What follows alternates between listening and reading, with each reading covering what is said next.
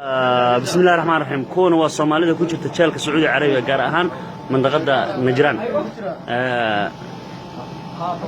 بل وحن الله لنا ظاهر والله ما صنت هاي وحن كم هاي مسؤولين تهجرتوا عن ضم حبيس ويجي جالك النجران وحن طبعا إن إلى بدن أو محن كنا باي دبعت بدن بتجرتوا نعوذ كي ونقول دعاء وان هيا تكليتو ضد بدن وحا جرجالك كوا شيء oo waxa weeyaan la dilo waxa kale oo jirto dad waxa weeyaan xukun la'aan 7 sano 5 sano iska dhax fadhiyo arrimahaas oo dhan iyo cabashadaas oo dhan waxaan gudbinaynaa madaxda dawladda Soomaaliya iyo waxa weeyaan mas'uuliyiinta iyo waxa weeyaan cid ay khusayso inay wax ka qabato dhalinyaro badan oo Soomaaliyeed baan nahay oo waxa weeyaan meesha ku dhibaataysan inay arrimahaanadan cid khusayso oo maxaan ku raadayay Soomaalinimo ah arrimaana si bilaadino loo galo ayaan rajaynaynaa cid kasta oo daawatana waxaan leenahay si gaarsi cid ay khusayso iyo madaxda Soomaaliya aad baa idin salaamay ما شاء الله ما شاء الله waxaan nahay dhalinyar ku jirta jeelka muddo in badan ah ku jirtay ma naqaano dal shisheeye ku jira ma naqaano maxaan ku raadayay meel aan maxaami ka qabsano af carabi ma naqaano cid noo doodo oo maxaami noo qabato ma haysano in badan waan soo cabanay waxaana la tabaro inaan kamaradaas ka soo duubno in badan waan soo cabanay dil baan ku xukumanahay intayada u badan dil baan ku xukumanahay waxna lagu xukumay in wax lagu xukumay oo maxaan ku raadayay dadka dambiyada anaga loo haysto lamidka loo haysto dadka dambigaas qolta lagu haysto maxaamiye qabsadaan waa intooda badan waa dad carab waa dad maxaan ku raadayay qaabka maxaamil loo qabsaday yaqaana waa dad af carabi yaqaana anaga Soomaali baan nahay ma naqaano qaab meel aan maxaamil umar ma naqaano dhibabkaasaan haysta maxkamadda markana la geeyo waxna lama weydiiyo meeshan suulka saaran baan ilaa meeshan suulka waan saaraa waana ku qasbanay inaan suulka saaro haddaan saaro weynana waana la garaacaya ما شاء الله هذا كورمان أنا أشكي سفارة وقلت ما جالك السعودية العربية تسديد سنة كتيرة أنت الدولة دن محن قراداي نبض ينول أي ودك قبضتي أم بأرجع محن قراداي سفارة يلا دقائق دولة نمو أو نسوي رجالي إن كستهم هالمرنوي ماذي وحرمنا عدة كل في هذا الهاي أنا هذا waxaan salaamay dhamaan ummadda Soomaaliyeed dawladda federaalka ugu horeeyay madaxweynaha Cabdullaahi Farmaajo ra'iisul wasaare Khayre waxaan salaamayaa wasiiradda dhalinyarada isboortiga waxaan salaamayaa wiil kale oo sargaal ah oo saaciiday asna dhamaan ummadda Soomaaliyeed xubnaha dawladda ciidamada golaha baarlamaanka wasiirada dhamaan waan salaaminaa horta annaga soo deyn waxaan ka rabnaa ilaahay horta wax soo daaya dawladda federaalka badanaa maxaabiista soo deynaysay intaad idinku hadda joogteen madaxweyne Cabdullaahi Farmaajo كذا يرجع خير محابيس ولن بسوديسين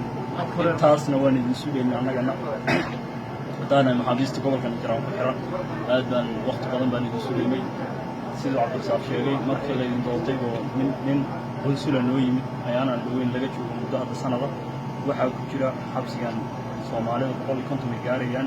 ضمان تطبق كذا ستيت محل حكم من هيديك مرة رنا وصوت ومي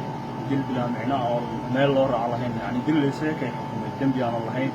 الطريق بدنا صومالي وحي كسر قرين طريق اللي يرى قبل كان جيران يعني بدنا جيران يحدوده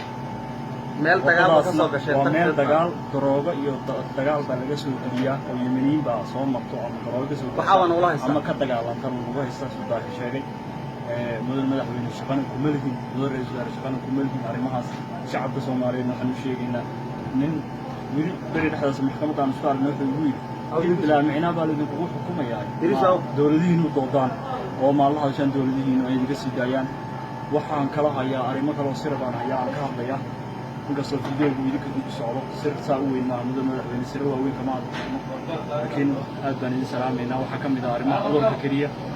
jeel qayb kale nagu degan oo la yiraahdo qaybta labaad qaybta shanaad oo ku dhacay dad carab ah ku xiran madaxweyne waxaa lagu yiri madaxweyne su'aale ku dhinta shalay sheeko sir ay soo gaadhay waxay aniga ahaan soo gaadhay 5 inay marayso dhaawac meesha ku jira cudurka ku dhacay baan u jeedaa cuntada baa loo geeyay dhakhtar lama geeyo annagana hadduu berri nagu dhaco Afrikaan Ethiopiana nagu jira hadduu berri nagu dhaco cuntada halkaas wili uu banahayaa qaarkeen uu nahayaa aniga iskula hadlay inuu dhacay baan u malaynayaa 10 cisho ma aanka madaxweyne wasaare dhamaan golaha baarlamaanka waan salaamaynaa meeshan waxaan rabnaa dawlad ahaan baan nagu sii deyn karnaa dowlad ahaan inaad nagu soo deysaan oo meeshaan naga soo deysaan hawlahan inaad gashaan sida ugu dhaqso badan way ku dhibaataysan yihiin hadday wasiirada dhalinyarada aragtana waxaan rajaynaynaa inaan maasha allah waan soo gaabinaynaa hadalkan soo gaabinaynaa intan waa in halkan qofad wada degan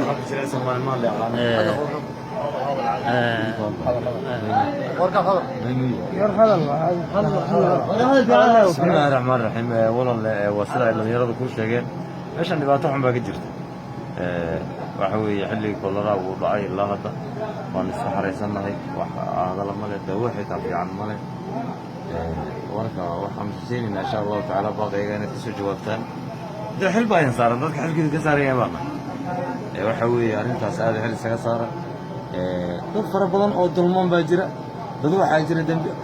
dadka inta badan horta waaba dulman yihiin sidoodayba ku dulman yihiin xuquuq aan akal iyo biyo iyo sharaab ahayna ma leh xuquuqul insaankii kale meesha waa ka tegey waanu yaabanahay shahaadana ku waalan